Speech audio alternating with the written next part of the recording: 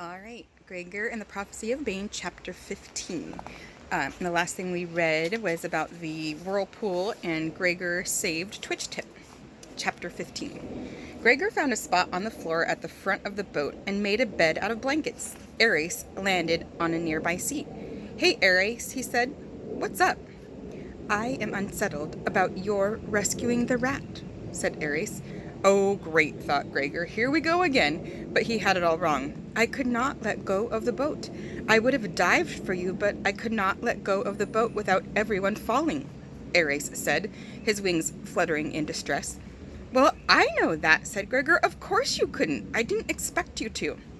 "I did not want you to think, as your bond, that I would not come after you," said Ares, "the way I did not go after Henry."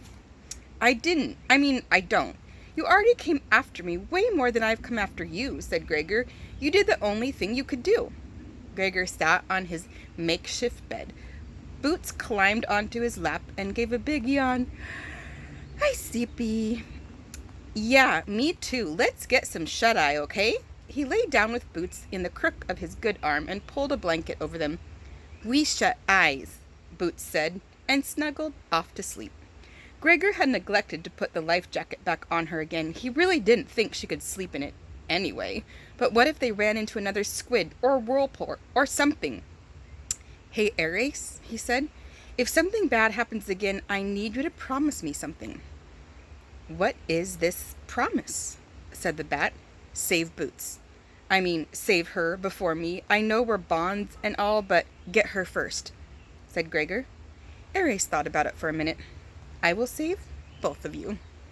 But if you have to choose one of us, choose Boots, okay?" said Gregor. There was no answer. "Please, Ares."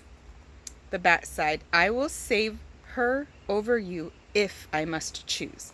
If this is what you wish." "This is what I wish," Gregor said, letting go and relaxing into sleep. He felt better knowing Ares was there, watching out for Boots too. Maybe between him and Ares, and of course Temp, they could keep her safe. Hours later, when Gregor awoke, he felt a warm body pressed up against his leg. He wriggled his arm, which had gone numb, out from under Boots's head and sat up. In the light of Photos Gloglow's bulb, he could see Twitch Tip lying against him. He gave a little start of surprise, and she opened her eyes. Twitch Tip looked embarrassed and scooted away about 6 inches, which was as much as the close confines of the boat would allow. It was this reaction that gave Gregor the idea that she hadn't just rolled over against him in her sleep. She had at some point intentionally curled up against his leg, and it led him to another thought. How hungry for contact must Twitch Tip be to lean up against him? A human whose scent made her ill.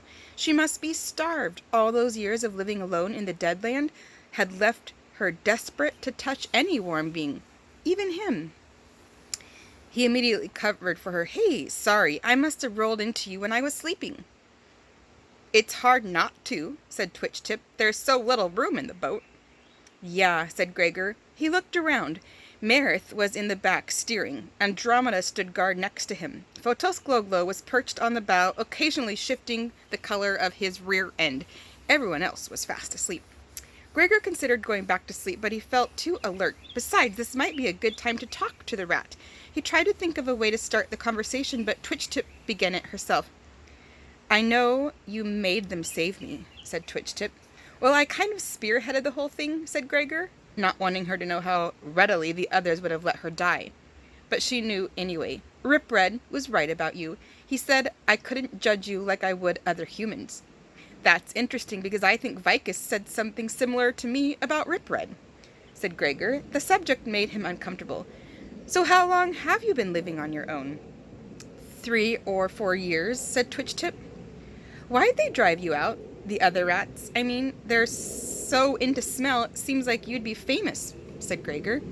"I was, in a way, for some time. Then they realized I could smell their secrets, and no one wanted me around," said Twitch Tip. "I can smell yours, too." "My secrets? Like what?" asked Gregor. He tried to think about what his secrets might be. His father's disappearance used to be kind of a secret, or at least it was something he never discussed much, but that was over. Of course, now the Underland was a secret, but only to the Overland. So What was she talking about? Twitch Tip spoke so softly that Gregor could barely hear her. I know what happens when you fight. Gregor was taken aback, but she was right. That was a secret. He hadn't told anybody about how he couldn't really remember what happened once he started swinging a sword, but he didn't let on. What happens when I fight? He asked coolly. You can't stop. You put out a scent. I've only smelled it once or twice before. We rats have a name for someone like you. You're a rager, said Twitchtip. A rager? What's a rager? Asked Gregor. It sounded like somebody who lost their temper a lot. It's a special kind of fighter. They're born with great ability.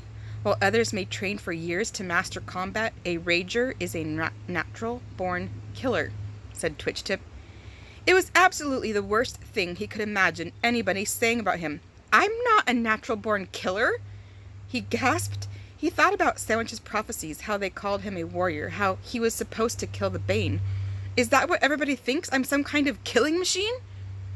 No one even knows about it yet, or it would have been the first thing I heard about you. Being a rager, it's not a moral judgment. You can't help being one any more than I can help being a scent seer. It doesn't mean you want to kill, it means you can, better than anyone. But once you begin to fight, it's very hard for you to rein yourself in, said Twitchtip. Gregor's heart was pounding. What if she was right? No, she couldn't be right. He didn't even like fighting. He didn't even like people arguing. But what about how he'd acted with the blood balls and the tentacles? He couldn't control what he did. He couldn't even remember it. I think you've got me mixed up with somebody else, was all he said. No, I don't. Ignore me if you want, but eventually you'll know I'm right. If you get a chance, though, I would talk to Ripred about it, said Twitchtip. Ripred? Why Ripred? Gregor said, thinking the main person he might need to see was a shrink. Because he is a rager too, said Twitchtip, but unlike you, he's learned to control his actions. Ripred, well, no question, if anyone was a killing machine, it was that rat. Gregor thought of Ripred whipping his tail at him to check his reflexes and saying, well, you can't teach that. Did he already suspect Gregor was a rager? Did Sullivan? I'm going back to sleep now, Gregor said, and lay down. He pulled Boots close for comfort and stared into the dark. He found himself biting his lip so he wouldn't cry. Yeah, if he got back from this alive, he had better talk to Ripred. Hours passed, and slowly, one by one, everyone awoke, and what approximated a day in the Underland began. Gregor had utterly lost track of how long he'd been down here. He thought about asking Luxa, but did he really want to know? Every day down here was a day his family had been suffering at home. His head started to fill with images of that suffering, his dad's illness worsening, his mother's sleepless nights, his sweet grandma's confusion, and Lizzie's fear. What was happening? Did his mom still work every day? Was Lizzie trying to take care of his dad and his grandma and go to school and pretend to Mrs. Cormack that he and Boots had the flu? Was it almost Christmas? Everything bad was worse at the holidays. He knew that from the years of his dad's absence. All around you were people in extra happy moods, and it just made your own hurt bigger. Now that his dad was back, Gregor had thought his family might have one of those Merry Christmases again, even if there wasn't a ton of money for presents. And here he was, miles below his home, going to kill a giant white rat and trying to keep his baby sister alive while his family watched the hands crawl around the clock and waited. Ho, ho, ho. Besides that, everyone on board was driving one another crazy. It had been an effort for all the different species, human, bat, rat, roach, and firefly, to be cohabitating in two boats. In one boat, it was getting just nasty. Arguments were breaking out left and right, especially over food. A lot of supplies had been stored in the second boat, so they were lost in the whirlpool. Marith took stock of the remaining food and put everyone on strict rations. But Photos, Gloglo, and Zap insisted they receive the same gluttonous amount. When they were told that wasn't going to happen, they whined incessantly until Twitchtip remarked that she could always eat fireflies. Then they simply sulked and only put out light when they felt like it. Why did the girl and her flyer get our food? Gregor heard Zap mutter to Photos Gloglo. They are no more than stowaways. Of course, Gregor couldn't deny Boots food. When lunch was passed around, she gobbled up her bread and cheese in record time and then pointed at Gregor's. "I'm hungry." There was nothing he could do but give her half of his food. But after eating that and half of Temp's ration, she still was not full. "Oh, here, give her this," Twitch-Tip said, and scooted a chunk of cheese over to Boots, who gnawed on it happily. Everyone gawked at Twitch-Tip, who snarled, "It reeks of humans. I can barely choke it down anyway." And everyone looked away, but Gregor was pretty sure he had witnessed a first, a rat giving a human her food. Howard was the least concerned about the food issue. "We are surrounded by food. We need only to reach in and get it," he said. He lowered nets into the water and sent the bats out to dive for fish. He was right. It didn't take long to assemble a good-sized pile of seafood. Unfortunately, there was no way to cook it. Ugh. This wasn't a problem for anyone but the humans. Most of the others preferred their catch that way. But raw fish? Gregor stared at the cold, white flesh with distaste. He knew they couldn't waste fuel to cook it. It crossed his mind that he might try warming it up on Photos Gloglow's butt. But he didn't like the bug enough to ask. "You should try it. It's not as bad as you think," Howard said, popping a big piece into his mouth and chewing it up. "Sometimes we serve it this way at the fount, although it is not done in Regalia."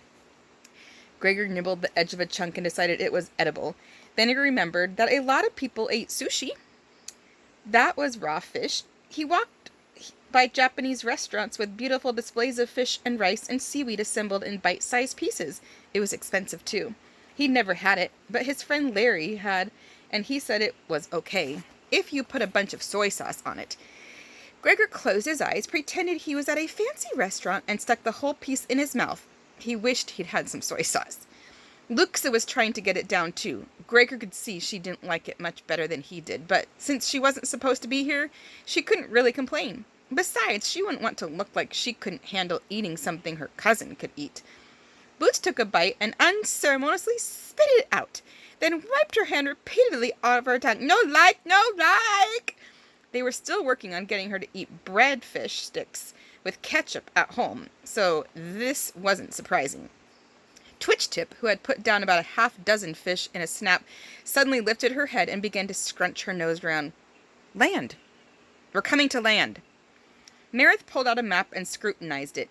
We should not be, not for several days. I hope the whirlpool has not thrown us off course." Howard consulted a compass. "No, we are going in the right direction. Can you tell the nature of the land?" "Perhaps 1 mile around," Twitch-Tip said, wiggling her nose. "Around? Oh, then it's an island." "Is it an island?" asked Howard. He pointed to a spot on the map.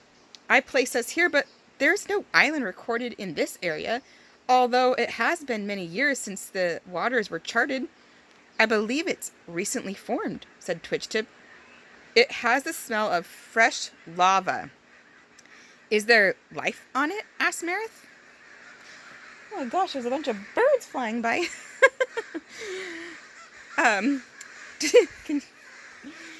Twitch-Tip closed her eyes and concentrated. "Yes, a great deal. No warm bloods, though. It's all insects. But I don't have a name for their scent." Gregor started fastening Boots up in her life jacket. The last time Twitch-Tip didn't have a name for something, they had almost drowned. An island of unfamiliar insects. That just didn't sound good. After about another half an hour of sailing, the bats began to raise their heads. Now they were picking up the island on their radar, too. "How big are the bugs? Can you tell?" asked Gregor. Everything was so oversized here. "Not large," said Ares. "Tiny, in fact." That made Gregor feel a little better. Until Aurora added, "But there are millions of them." "Can you recognize them, Pandora?" Howard asked. The bat shook her head. "No, they are most like the mites we encountered on the island of Shell, but these have a different voice." "What were the mites like?" asked Gregor. "Oh, they were harmless, as small as the head of a pin, and while they did bite, it was not lasting," said Howard. "And they were very tasty," added Pandora, "not unlike blue bits." This comment seemed to rouse the interest of all the bats. Whatever blue bits were, Gregor had a feeling that for bats, they beat out raw fish by a mile.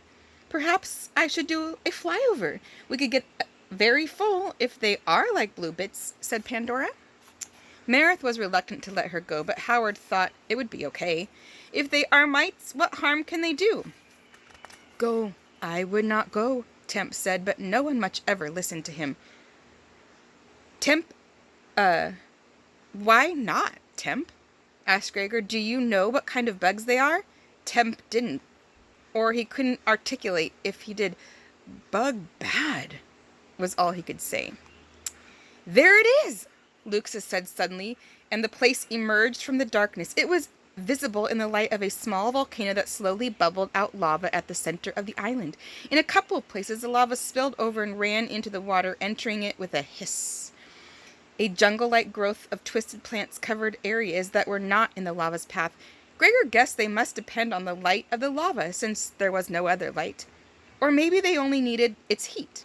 His dad had told him something about that, how they had discovered some things could grow without light if there was heat. Well, whatever they used, these plants were doing just fine. Then there was the hum. The whole place vibrated with life that they couldn't see. Gregor didn't like it. He knew Temp didn't either, but the other Underlanders seemed curious about the new island. It seems a shame to pass it by without any examination, said Howard. We may gather knowledge that will help future voyagers. And there was no holding Pandora back. Yes, it's our duty to at least ascertain if it would make a hospitable place for resting. Some of our stronger flyers could make the crossing if they knew they might land here. It was agreed that Pandora could make a quick reconnaissance flight, which means just go look quickly and come back. To get closer look at the place, she flew off swiftly and was soon over the island. It didn't take her long to circle it and report back to the bats in pitches that others couldn't even hear. She says it is safe, said Aries, and the mites are even more delicious than blue bits. Well, you may as well fill your bellies, said Meredith, but only in pairs. I do not like all of you away from the boat at once. You may join her, Aries, then Aurora, and then Andromeda may go. Gregor picked up Boots so she could look, too. It wasn't every day you got to see a volcanic island in an underground ocean. May as well check it out, if it's safe and all, thought Gregor. But it wasn't. Aries was almost to the island when it happened. A black cloud exploded out of the jungle and engulfed Pandora. She had no time to react. One moment she was darting around eating mites. The next moment, they were eating her. In less than 10 seconds, they had stripped the withering bat down to the bone. Her white skeleton hung for an instant in the air, then crashed into the jungle below. Then a puzzled little voice next to Gregor's ear asked, "Where bat?" Yikes. That is the end of chapter 15.